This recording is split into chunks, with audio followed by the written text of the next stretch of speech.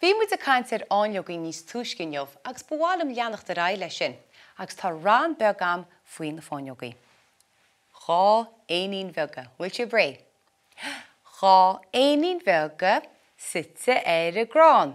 Seo a Séamus, seo a Seán.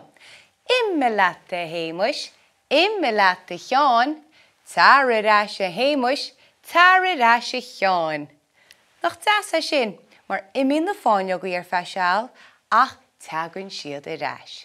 Nis, os mo chóir tá coppla rud deas, Cetáin.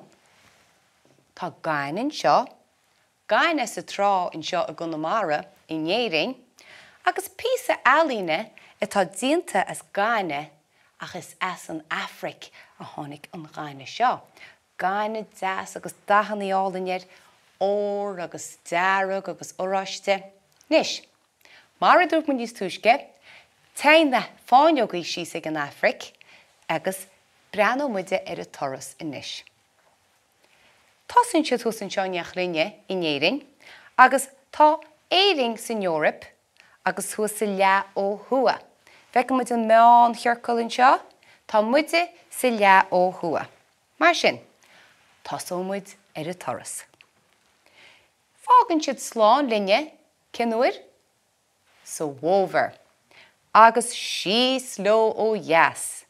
Tain siad friad iarthar na Franca, síos, agus písa beag go éithir na Spáine, agus iad a gola dró na Hafraice, síos an sin, thar an bheánmhuir, agus isteach go Morocco nó an Algéir, agus taistealainn siad síos ó dheas.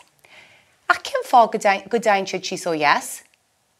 Mar tá an dhíomhreatíocht a thuas an seo ó thua, agus tá sé deasta agus an saoirtíocht a réim ó dheas.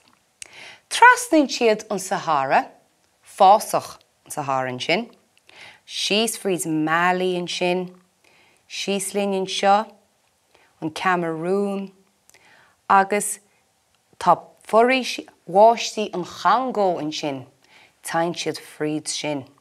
Agus tá na foréis bháistí an tábhacht a chuin nach bhfuil, agus muid a fáil neart oxygen híos an sin.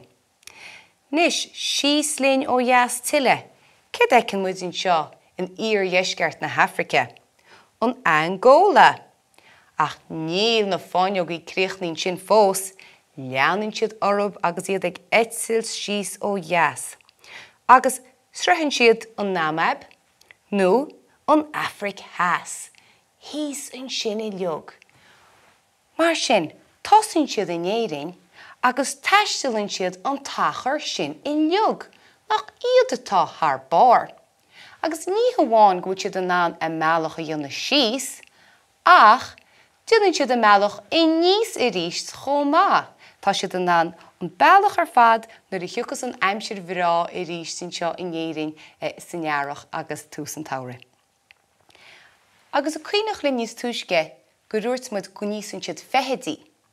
Well, ní bhláir chomh neartta iche chun an toras sin bhaint amach. Bí muid I giche chun fuinne bháil agus céir de ísan an áinleoig I ríist? Feitheadaí. Tá siad an ná feitheadaí a etlíonna iche agus iad hain fós a getzils.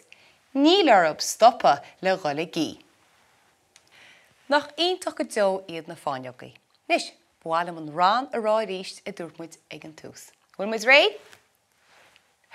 Dhá éinín bheoga site ar a grán. Seo a Séamus, seo a Seán. Imime leat a Héamus, imime leat a Cheán, tar arás a Héamus, tar arás a Cheán. Go háling.